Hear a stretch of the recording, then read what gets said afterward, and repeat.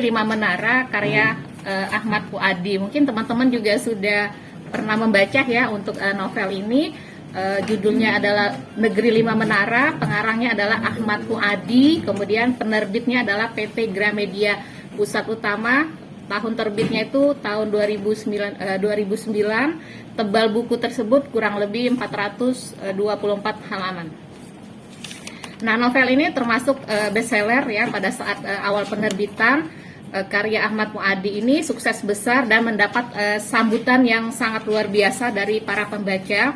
Novel ini diterbitkan tadi oleh Gramedia, kemudian isinya mampu memotivasi dan membuat para pembacanya itu terkesima dengan sajian yang disajikan oleh si pengarang tersebut.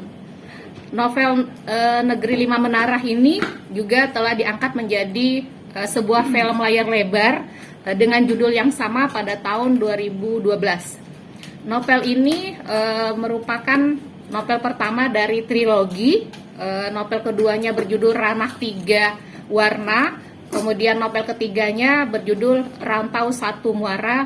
Yang ketiga novel ini bercerita mengenai para pejuang mimpi dalam mewujudkan impiannya. Saya baru membaca satu novel yang pertama, yaitu Negeri Lima Menara. Mungkin nanti akan baca novel-novel berikutnya.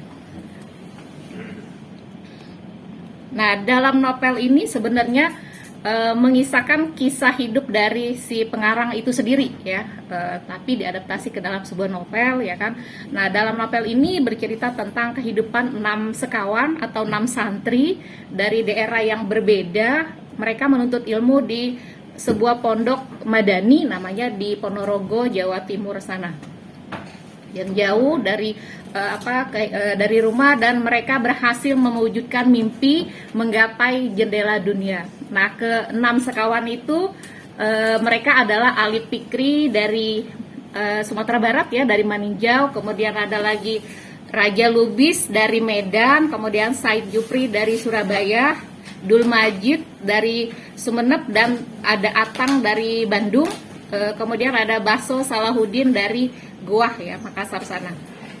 Nah, mereka berenam ini mengenyam pendidikan dan tinggal di tempat yang sama, yaitu di pesantren dari kelas 1 sampai kelas 6. Mungkin Pak Meta tahu ya kehidupan seperti apa pada saat mereka mengenyam pendidikan di pesantren tersebut.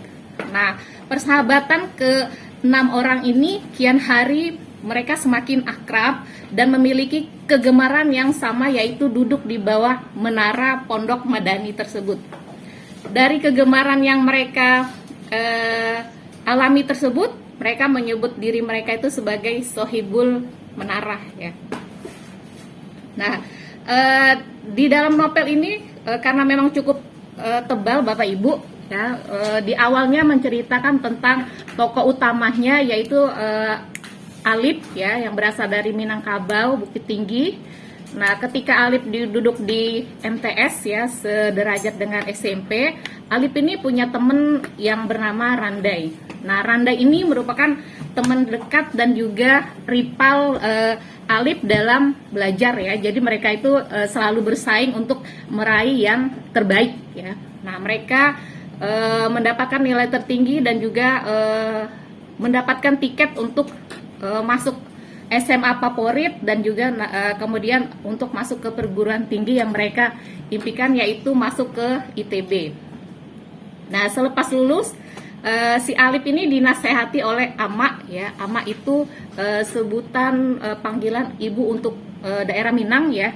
Nah, untuk si Ama ini memberi masukan kepada Alip bahwa Alip tidak melanjutkan ke SMA ya, seperti keinginan Alip, tapi lebih melanjutkan ke sekolah agama atau sekolah yang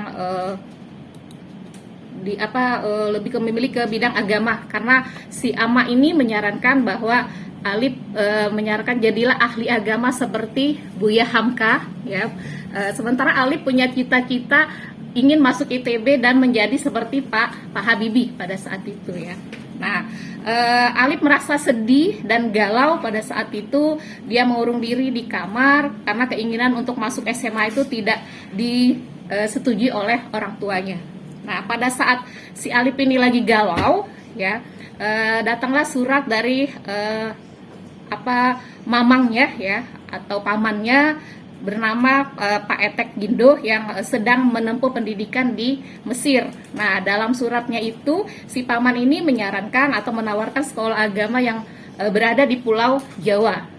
Nah, karena Alip ini sedang bingung dan sedih, akhirnya dia menerima keputusan dan nekat juga untuk menerima keputusan dari si paman tersebut, mengikuti saran pamannya untuk bersekolah di Pondok Madani, yaitu sebuah pondok pesantren yang mengajarkan ilmu agama serta ilmu-ilmu yang lainnya. Nah, akhirnya si Alip berangkat ke Pondok Madani di Ponorogo, diantarkan oleh orang tuanya. Nah, pada saat sampai di pondok tersebut, ia berhasil mendaftar di saat-saat terakhir setelah mengikuti ujian bersama ribuan calon santri yang mendaftar. Nah, kemudian Alip dinyatakan lulus dan resmi menjadi salah satu santri di pondok tersebut. Nah, ketika menghadapi hari pertamanya di Pondok Madani, Alip ini terkesima dengan mantra sakti yang ada di pesantren tersebut, yaitu manjada wajada, ya. Siapa yang bersungguh-sungguh pasti sukses, ya. Nah, di sana Alip juga terheran-heran mendengarkan komentator sepak bola yang berbahasa Inggris, ya kan, berbahasa Arab. Kemudian santri, dia melihat santri yang ngego itu dengan menggunakan bahasa Inggris, ya. Kemudian dia juga terkesima, merinding melihat ribuan orang itu mendengarkan alunan atau lagu syair Abu Nawas di pesantren tersebut. Nah, suatu ketika Alip bersama keenam temannya itu atau 6 sahabatnya itu tidak sengaja melakukan sebuah kesalahan, ya, di pesantren tersebut dengan mereka itu terlambat datang ke masjid, ya. Terlambatnya juga nggak terlalu banyak, hanya 5 menit, ya. Namun karena memang kedisiplinan yang diterapkan di pesantren, mereka dianggap terlambat. Nah, si Alip dan kawan-kawannya ini akhirnya dihukum di halaman masjid dan disuruh berdiri dengan tangannya itu saling menjewer kuping temannya masing-masing. Nah, hukuman itu ternyata ada hikmahnya bagi Alip dan kelima temannya. Jadi mereka menjadi lebih dekat, ya, persahabatannya. Mereka sering berkumpul bersama, mendiskusikan hal-hal yang hal-hal yang berkaitan dengan pembelajaran dan juga sering dilakukan di bawah menara masjid tersebut. Nah, di bawah menara masjid yang menjulang, Alip bersama 5 temannya itu memiliki kebiasaan yang unik, ya. Mereka kerap menunggu waktu maghrib itu sambil memandang awan lembayung yang berarak pulang menuju ke ufuk, ya. Nah, di mata mereka awan-awan itu menjelma menjadi negara dan benua impian masing-masing, ya. Nah, jadi awan itu ternyata disimbolkan atau dibayangkan dengan impian dari keenam anak tersebut, ya. Dengan membayangkan awan itu, mereka menggambarkan impian seperti Alip mengakui bahwa jika awan itu bentuknya seperti benua Amerika, ya kan, yaitu negara yang ingin dia kunjungi kelak setelah lulus. Demikian juga dengan teman-teman yang lainnya menggambarkan awan itu seperti negara Arab Saudi, ya kan, Mesir maupun benua Eropa. Nah, salah satu mimpi mereka adalah mendapat mengunjungi Travel Great Square di Eropa sana, ya, tempat yang sering disinggung oleh ustadz-ustadz mereka saat bercerita tentang tokoh-tokoh inspiratif Islam di kelas, ya. Nah, itu mereka sangat terinspirasi dan pengen ke sana, ya, mewujudkan cita-cita mereka. Nah, kemudian singkat cerita Bapak Ibu, akhirnya, ya, mereka menyelesaikan pendidikan di pesantren dan kemudian mereka juga berhasil mewujudkan cita-cita masing-masing. Alip berhasil kuliah dan bekerja di Amerika, kemudian Atang menuntut ilmu di Kairo, kemudian juga Baso kuliah di Arab Saudi, Raja di London, Said dan Dulmajib mendirikan pesantren di daerah Surabaya. Nah, kemudian mereka melakukan reuni ya beberapa tahun kemudian, dan mereka ketemu di Eropa ya, dan mereka bernostalgia ya dengan apa yang sudah mereka impikan pada saat mereka berada di pondok tersebut. Nah, mungkin ada beberapa hal yang dapat kita petik dari novel ini. Yang pertama ya, novel ini sangat menginspiratif ya, karena dapat mendongkrak semangat anak muda ya zaman sekarang untuk mencapai cita-cita dan juga rasa patuh terhadap orang tua ya.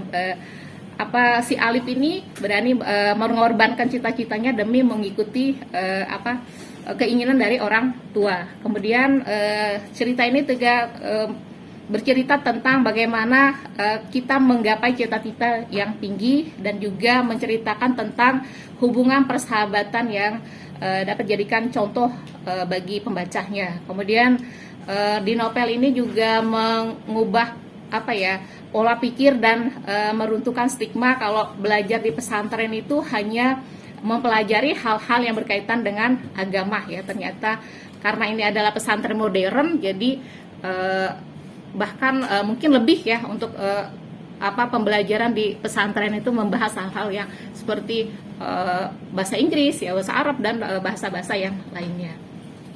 Kemudian juga dalam novel ini juga mengajarkan jangan pernah meremehkan sebuah impian setinggi apapun Bapak Ibu ya, karena Allah mendengar doa dan umatnya.